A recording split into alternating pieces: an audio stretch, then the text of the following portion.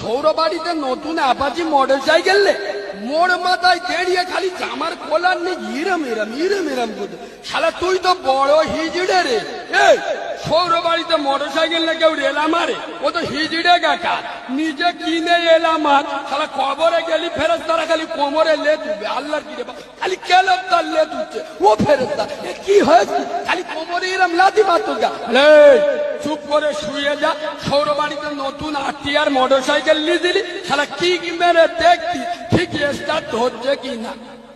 আমাদের যুবক ছেলেরা দেখাবাননি কত রকমের ডিজাইন দেখবে।